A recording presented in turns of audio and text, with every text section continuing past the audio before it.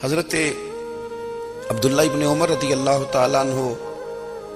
حضرت عمر کے صاحبزادے، مکہ مکرمہ میں ان کی قبر ہے۔ میں نے جب انہیں پڑھا تو مجھے ان سے بڑا پیار ہو گیا، لیکن آپ کو پتہ ہے وہاں جا کے کسی شخص کا مزار تلاش کرنا یا پوچھنا ایک مشکل کام ہوتا ہے۔ تو ایک دفعہ میں مکہ شریف میں حاضر تھا تو ایک گاڑی والا ڈرائیور مجھے کہنے لگا کہ مولانا میں آپ کو جانتا ہوں، مجھے آپ سے محبت ہے، ایک بات بتاؤں آپ کو۔ میں نے کہا بتاؤ۔ کہنے لگے حضرت عبداللہ ابن عمر کی قبر دیکھنی ہے۔ میں نے کہا یہ تو نہیں کہہ رہا، یہ کسی نے بندوبست کرایا ہے، یہ اللہ نے تیرے دل میں بات ڈالی ہے، یہ ہو گیا، تو لے چل مجھے۔ حضرت عبداللہ ابن عمر کو نبی پاک نے فرمایا تھا راجل صالح، یہ نیک بندہ ہے، یہ متقی آدمی۔ حضرت عبداللہ ابن عمر رضی اللہ تعالیٰ عنہ سیدنا فاروق اعظم رضی اللہ تعالیٰ عنہ کے صاحبزادے ہیں، اور ان کی ہمشیرہ سیدہ حفصہ رضی اللہ تعالیٰ عنہ حضور کی زوجہ محترمہ ہے۔ ایک دن اپنی ہمشیرہ سے کہنے لگے کہ نبی کریم صلی اللہ تعالیٰ علیہ وسلم گھر میں آئے نا، اور اگر حضور غم امت میں پریشان نہ ہوں، طبیعت کو حشاش بشاش دیکھو، تو ذرا پوچھنا تو صحیح حضور کا میرے بارے میں کیا خیال ہے، پوچھنا تو صحیح کہ کریم کی بارگاہ میں میرا کیا مقام ہے، میرے بارے میں حضور کیا فرماتے ہیں۔ اب بہن کو کام بتائے، اور بتائے بھی بھائی، اور پھر بہن وہ کام نہ کرے، یہ تاریخ میں ہوتا نہیں۔ حضرت عمر فاروق رضی اللہ تعالیٰ عنہ کی صاحبزادی ام المومنین رضی اللہ تعالیٰ عنہ فرماتی ہیں کہ میں تو بس منتظر تھی، انہوں نے تو کہا تھا نا کہ اگر تم حشاش بشاش دیکھو تو بات کرنا، لیکن حضور تشریف لائے، میری باری تھی، میرے گھر تشریف لائے، کھانا پیش کیا تو فوراً میں نے عرض کی حضور ایک بات پوچھنی تھی۔ تو حضور نے فرمایا پوچھئے۔ میں نے عرض کی حضور میرے بھائی عبداللہ ابن عمر کے بارے میں آپ کا کیا خیال ہے؟ نوجوانوں میری بات پہ غور کرنا، میرے بھائی کے بارے میں آپ کا کیا خیال ہے؟ تو نبی کریم صلی اللہ تعالیٰ علیہ وآلہ وسلم نے میری طرف دیکھا، اور پھر حضور زیر لب تھوڑا مسکرائے، اور بریلی کے امام کہتے ہیں کہ حضور مسکرا دیتے تھے نا تو جو بڑا دکھی ہوتا تھا وہ بھی ہنس پڑتا تھا۔ اب سوال پیدا ہوتا تھا کہ پھر تو اس مسکراہٹ کے لیے انتظار کرنا پڑتا ہوگا کئی مہینے کہ حضور مسکرائیں تو رونے والے ہنسیں، تو اعلیٰ حضرت فرماتے نہیں، انتظار نہیں کرنا پڑتا، یہ مسکراتے رہنا تو حضور کی عادت ہے۔ جس کی تسکین سے روتے ہوئے ہنس پڑے، اس تبسم کی عادت پہ لاکھوں سلام۔ یعنی یہ تو عادت ہے حضور کی مسکراتے رہنا، اس کے لیے انتظار نہیں کرنا پڑتا۔ بھائیو آپ خیال رکھیں گے، غور کریں گے، حضرت عبداللہ ابن عمر رضی اللہ تعالیٰ عنہ کے بارے میں پوچھا تو سیدہ فرماتی ہیں کہ نبی کریم صلی اللہ تعالیٰ علیہ وسلم نہ زیر لب مسکرائے اور فرمایا حفصہ تیرا بھائی ہے تو اچھا، لیکن میں نے سنا ہے کہ عشاء کی نماز پڑھتا ہے تو فجر تک سویا ہی رہتا ہے۔ او نوجوانوں، 10 بجے تک سونے کی بات نہیں ہوئی، 9 بجے تک سونے کی بات نہیں ہوئی، 11 بجے اٹھنے کی بات نہیں۔ حضور فرمانے لگے میں نے سنا ہے کہ عشاء کی نماز پڑھ کے سو جاتا ہے اور فجر تک سویا ہی رہتا ہے، اسے چاہیے کہ تہجد کے وقت اٹھا کرے، اللہ کی بارگاہ میں حاضر ہوا کرے، آہوزاری کرے، سجدے کرے، عبادت کرے، اٹھتا ہے اور فجر میں جا کے اٹھتا ہے۔ حضرت جناب حفصہ رضی اللہ تعالیٰ عنہ کہتی ہے میں نے جناب عبداللہ ابن عمر کو پیغام دیا اور میں نے کہا میرے جوان بھائی سن، نبی پاک نے فرمایا ہے تو اچھا پر تہجد میں نہیں اٹھتا، نفل نہیں پڑھتا۔ او میری ملت کے جوانوں، مزہ نہیں آ جاتا جب ساری دنیا سوئی ہو، ساری دنیا، اور بستر بھی گرم ہو اور نیند بھی پورا غلبہ کر رہی ہو، اور اچانک گھنٹی بجے دماغ میں، آنکھ کھلے، گھڑی پہ نظر پڑے، 3:30 4 بجے کا پیغام گھڑی بتائے، اور کوئی چڑھتی جوانی والا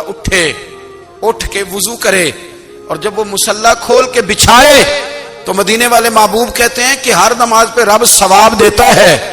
اور جو اٹھ کے تہجد کی نماز پڑھے اسے دیکھ کے تو رب مسکراتا ہے، جو اس کی شان کے لائق ہے، جو اس کی شان کے لائق، وہ مسکراتا ہے، خوش ہوتا ہے کہ میرا بندہ تہجد میں اٹھ گیا، وہ مسکراتا ہے۔ کاش ہماری صبحیں کبھی اپنے مالک کے نام ہو جائیں، کاش کے صبح۔ حضرت ابو الحسن رحمۃ اللہ تعالی علیہ حضرت معاذ ابن جبل رضی اللہ تعالیٰ عنہ کے پاس بیٹھا کرتے تھے، فرماتے ہیں ان سے جو پیار بڑھا تو پھر میرا مصلی سے بھی بڑھ گیا۔ تابعین फरमाते हैं सहाबी रसूल से मोहब्बत हुई तो जिक्र से भी हो गई, फिर दुरूद शरीफ से भी हो गई। मोहब्बत उनसे बढ़ी तो फिर अल्लाह ने मस्जिद का प्यार भी बढ़ा दिया।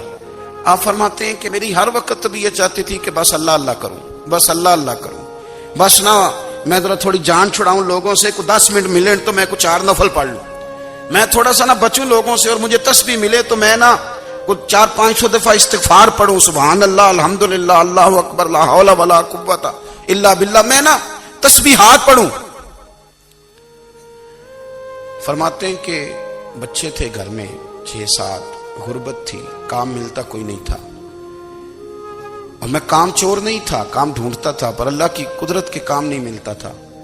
फरमाते हैं कि मैंने एक दिन अपनी अहलिया से कहा कि आज मैं फिर जाता हूँ काम ढूंढने, तो मेरी बीवी बड़ी फर्मा बरदार थी, पर उस दिन ना गुर्बत के हाथों तंग आके कहने लगी, आज नाना कोई तू चीज लेके आया, तो मुझसे बच्चों की भूख नहीं देखी जाती है, सब रोगां दा रोग मुहम्मद जिसदा नाम गरीबी, कंड बुला के लंघ जाते नहीं दोस्त यार करीबी, आज ना कुछ लेके आया तो मैं बच्चे लेके मेके चली जाऊंगी। शेख फरमाते हैं कि मैं बड़ा परेशान घर से निकला, पर मैंने सुबह से लेके जोर तक काम ढूंढा, काम मिला कोई नहीं, तो मेरे दिल में ख्याल आया चलो काम नहीं मिलता तो अल्लाह अल्लाह तो करे ना, चलो बंदों की मजदूरी नहीं मिलती तो रब करीम की इबादत ही करते हैं। फरमाते हैं कि मैंने ना फुरात के पानी से वुजू किया, नहर के, शदीद धूप थी, साथ रेत थी और रेत तप रही थी,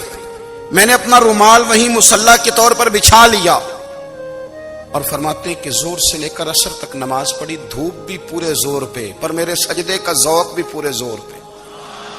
फरमाते हैं सूरज भी चमक रहा है और रब की इबादत का ज़ौक़ भी पूरे जोर पे, मैं सजदा करूं तो फिर मेरा उठाने को जी न चाहे। मेरे उस्ताद लिखा करते थे, ये उनका शेर है, वो कहा करते थे, मुझे सोज दे, मुझे साज दे, और मुझे नीम शब का नियाज दे, दम सजदा खुद को मैं तोड़ दूं, मुझे ऐसा ज़ौक़ नमाज दे, और मैं तेरी बहार का फूल हूं,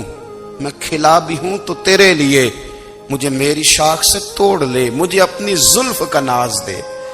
भाई फरमाते हैं कि असर तक मैंने नफल पढ़े, दिल ढलने लगा, असर की नमाज पढ़ी और मैं वहां से चला। अब मैं जब निकलने लगा तो दिल में ख्याल आया कि छोटी छोटी दीवारें हैं घर की,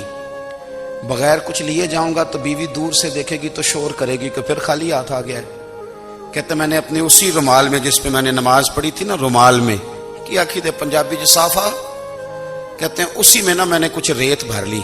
कि वो दूर से देखेगी तो समझेगी कुछ लेके आया है, चलो जाके उसे बता दूंगा कि आज फिर मजदूरी नहीं मिली। कहते हैं वो रेत